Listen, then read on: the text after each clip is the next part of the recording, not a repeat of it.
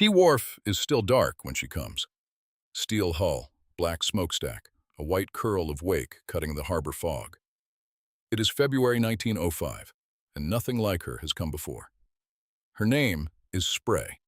She belongs to the Bay State Trawling Company of Boston, and she is the first otter trawler ever put to work in American waters. By noon, she is back at T Wharf, her hold open to the cold air. Cod and haddock lie in gleaming silver mounds. A schooner captain standing on the pier looks at the pile and says nothing. Spray brought that in one morning's drag across George Bank. No dories, no handlines, no men hunched in open boats before dawn. Just a net, an engine, and iron doors on the seabed. To understand what that morning meant, you have to go back to the water itself, to what George Bank was before she arrived and who had worked it for 2 centuries. George Bank rises from the floor of the North Atlantic 200 miles east of Boston. Cold, shallow, and rich, it had been one of the greatest fishing grounds on Earth.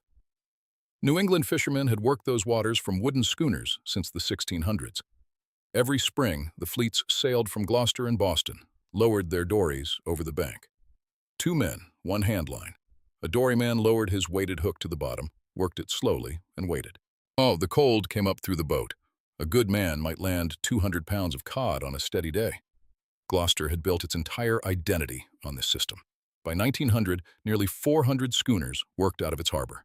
The cod trade supported sailmakers, riggers, ice cutters, and dock workers across the whole North Shore. It was dangerous work. Gloucester lost men to storms, fog, and capsized dories every year. By the 1890s, the city had buried more than 5,000 fishermen lost at sea. Across the Atlantic, English companies had already found a different way. So steam trawlers out of Grimsby and Hull had been dragging heavy nets along the North Sea floor since the 1880s. The otter trawl was unlike anything on the American coast. Flat iron doors called otter boards held the net's mouth open as the vessel moved, forcing it wide across the bottom. If you want to see how the steam trawler consumed George Bank and ended a way of life that lasted 3 centuries, here's what I ask. See that subscribe button? It's our exchange. Your way of saying this reached you. Hit subscribe. If this resonated, drop a like if it moved you, and tell us in the comments what you know about New England fishing history. It helps us share more forgotten stories. Back to the Spray, and to what came next. Spray was 80 feet long, steel-hulled, with a steam-driven winch on deck. She could work in weather that would send a schooner running and drag her net through 40 fathoms of water. When the net came up, it came up full. Not just cod, haddock, flounder, halibut, all swept together in a single drag. The trawl did not wait for a fish, as it went to them. Bay State Trawling's returns that first season were staggering. Where a schooner crew might land 20,000 pounds in a week, Spray could match that in 2 days with 12 men. Word spread fast. Boston fish merchants, who had bought from schooner captains for decades, now had a cheaper, faster source. The price per pound dropped. Schooner captains felt it first in their ledgers. The men who had fished from dories did not go quietly. Gloucester fishermen petitioned the Massachusetts legislature to ban otter trawling in state waters, arguing the dragnets were killing juvenile fish by the thousands. The legislature listened and did little. By 1908, 3 more steam trawlers worked out of Boston. Fish merchants were investing in the new fleet as fast as vessels could be built. Down the coast in New Bedford, a captain named Dan Mullins was watching. In 1909, he rigged his vessel Edna J. Morse with a primitive otter trawl, learning the door system from Long Island fishermen off Montauk. Mullins had no investors. He had a leaky sloop and a question about whether iron doors could work on New England's rougher bottom. He would be called the father of modern fishing in New Bedford. The dorymen of Gloucester were watching all of this from the dock. Their captains had owned schooners for generations. The boat was not just income. It was who a man was. A schooner captain decided where to fish, reading tides, seasons, and the movement of birds above the bank. On a steam trawler, those decisions belonged to a company man in an office. The otter trawl scraped everything. Moving at roughly 2 knots, its iron foot ropes swept through gravel and rock where cod sheltered and haddock fed. What the hook chose, the net did not.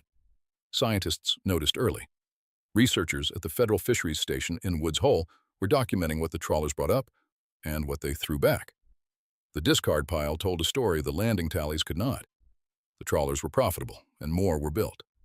By 1910, some of the steam fleet stretched from Boston to New Bedford, new companies commissioning larger vessels every season.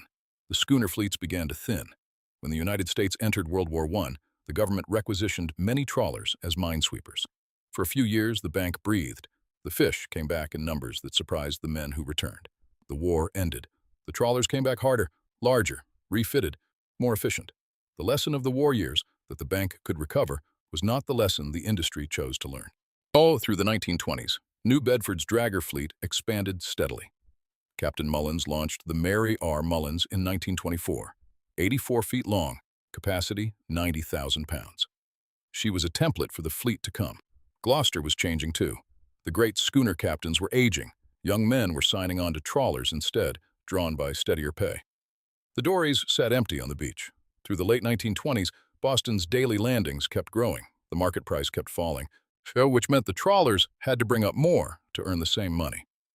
The logic drove itself. Haddock was the most prized fish on the New England market. Buyers in Boston paid a premium for it, and the trawlers targeted George Banks' haddock grounds with an intensity no doryman's hook could have matched. By 1930, scientists at Harvard University began a formal investigation into the state of the George's Bank fishery. What they found was not a stock under pressure. It was a stock in collapse. But in that year alone, Boston recorded landings of 37 million haddock. But the investigation found what the landing records did not show. The trawlers had also discarded between 70 and 90 million juvenile haddock. Dead. The nets were not selective. They could not be. A juvenile haddock swept into the cod end was gone before it reached the surface. The trawl had taken the next generation. The scientists published their findings and called for limits on gear, vessels, and seasons. They warned the fleet had grown far more efficient than the ocean could sustain. Most the fishing companies acknowledged the reports and kept fishing. What had been lost went beyond the fish themselves. The last great Gloucester schooner captains were finishing their working lives without successors. The knowledge of how to read the bank from a dory was disappearing with them. The schooner required a man to know the water in ways no instrument could teach, the color of the sea before a storm, the feel of the tide. The trawler did not need that man. By the late 1930s, the Gloucester schooner fleet was a fraction of what it had been. So a few captains still went out, shorter seasons, quieter grounds. The great banks ran thick with engine smoke. The men who had built their lives around the dory and the handline were losing more than their jobs. They were losing a way of being that had defined the New England coast for 300 years. World War II brought another reprieve. Trawlers were requisitioned again. Stocks were given years of partial rest, and men who came home found the grounds recovering in small, unexpected ways. But the lesson would not hold. By the 1950s, the fleet was back at full strength, now fitted with diesel instead of steam. The foreign factory trawlers began appearing on the Grand Banks, taking everything. The cod stock that had fed New England since before the Republic was now in serious decline. The men who had seen it coming earliest, the dorymen on that pier in 1905, were long gone.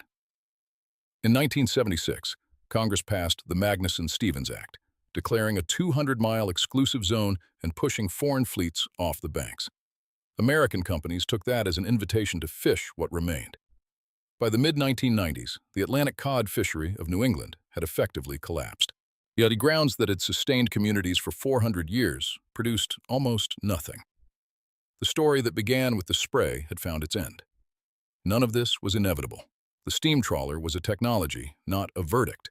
What it revealed was a choice, to use every tool at hand without asking what would remain. The Gloucester schooner is gone from active service. The working trawlers out of New Bedford are a fraction of what once covered those grounds. The haddock is still there, is recovering slowly under strict management. At the New Bedford Fishing Heritage Center, a photograph of Dan Mullen's early draggers hangs near a model of a Gloucester handlining schooner. They do not look like the same century. They were separated by fewer than 15 years. The spray is long gone, broken up decades ago. She left no monument. But the transformation she began is visible in every empty berth along the New England waterfront, and in every management debate still running today. The man on that pier in 1905 understood what he was seeing, and he just had no language for it yet, only the cold weight of it, standing in the February fog. If this story moved you, please like and subscribe. Your support helps us preserve these histories and the men who lived them. Tell us in the comments where you're watching from.